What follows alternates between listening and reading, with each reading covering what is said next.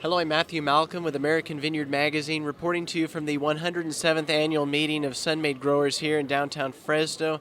I'm here with the new chairman of the board, Steve Kister, here to talk about the fact that supply and demand trends here in the raisin industry. We continue to see acreage coming out every year, even with the high price that we got this last year. Acreage continues to decline, yet yields aren't declining that much, right? Can you tell us a little about that? That's right.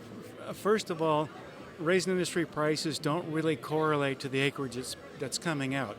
And it's largely because you have older Thompson vineyards. And we continue to see the decline in total California raisin acreage.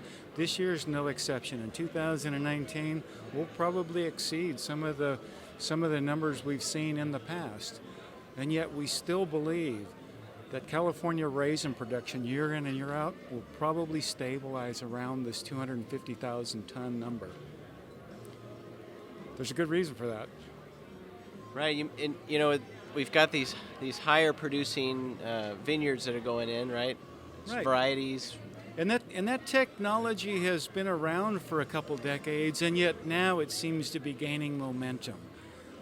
I don't know if the California Grape Survey accurately records all the new acres that are going in, but even at Sun-Maid, we have Sun-Maid growers that already have high-producing vineyards, and they're planting more.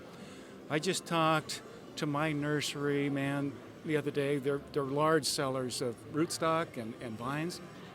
The demand this year for Selma peat is incredible. They wish they had more. So there is a demand out there. There are new plantings. There are higher producing vineyards, and that's why we still continue to believe that if acreage continues to go down, that we have stabilization in California raisin production. And we still have going into 2020 400,000 tons of inventory, right? Right. So how are things going to kind of balance out over the next few years and getting that product out there? That's right. It does take time to work through this inventory.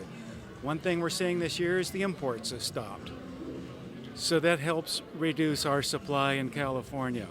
The second thing is that more market-oriented pricing will give us a sales increase. But even then, if you look at the way the sales slumped to almost 200,000 tons in the previous year, this year we produced a crop, and this year's 19 crop is going to come in around 250. We have to exceed sales in that to start whittling away at the overall supply in California. And that's why we're telling our growers this looks to be a 2-year correction. So it's going to take some time before we can really have some good, stable, higher prices. That's right. And then beyond that, I think we're at a good point in the raisin history where we've really stopped the decline in California raisin production that we've seen for over 10 years. If we can stop that, then we can start thinking about how do we grow this thing again. That'll be great. Well, thank you, Steve. We appreciate having you and Sun-Maid.